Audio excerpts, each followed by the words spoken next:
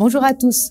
Aujourd'hui, parlons d'une banque centrale éloignée, mais qui rencontre les mêmes problématiques que celles qui sont plus près de nous, la Banque centrale d'Australie, la RBA. Comme de nombreuses autres banques centrales, la RBA a mené une politique monétaire faite de baisse de taux à des niveaux bas records et puis des injections massives de liquidités pour soutenir son économie. Et puis maintenant que l'économie est en train de rouvrir, que l'activité est en train de revenir, qu'il y a des menaces inflationnistes, la Banque centrale d'Australie, comme plein d'autres, se pose la question du resserrement monétaire. Et là, nous avons deux forces. La première sont les marchés. Les marchés se préparent pour les futures hausses de taux, ce qui veut dire une remontée des rendements. Et la Banque centrale, qui n'est pas, elle, prête à relever les taux, mais se retrouve quand même face à des rendements plus élevés. En Australie, les marchés s'attendent à une hausse de taux d'ici la fin 2022, mais la communication de la Banque centrale d'Australie nous indique au plus tôt 2024. Donc, elle se retrouve maintenant à devoir convaincre les marchés que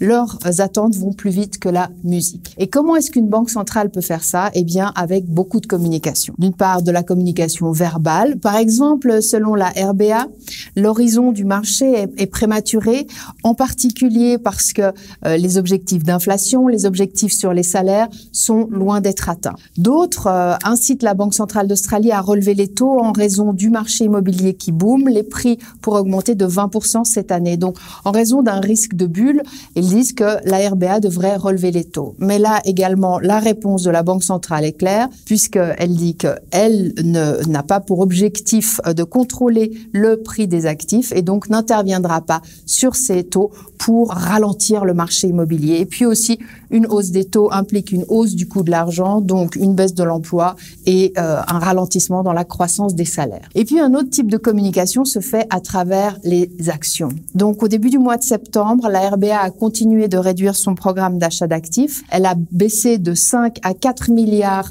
ses achats hebdomadaires, mais elle a étendu son programme jusqu'en février 22. La Banque d'Australie devait normalement se réunir en novembre pour voir si elle voulait réduire son programme. Avec cette décision du mois de septembre, une baisse de son programme au mois de novembre n'est plus sur la table. Donc, en d'autres mots, la RBA achète moins, mais pour plus longtemps, c'est-à-dire qu'elle tente de ménager la chèvre et le chou. Et comme de nombreuses banques centrales, elle se retrouve maintenant face au défi de réduire son support à l'économie de manière graduelle, tout en préservant son marché obligataire. Et comme la Banque centrale d'Australie veut être une des dernières à relever ses taux, eh bien le défi est d'autant plus grand et se situe plus que jamais dans convaincre les investisseurs que la normalisation va se faire de manière ordonnée.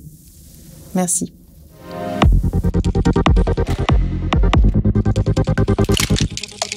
Yeah.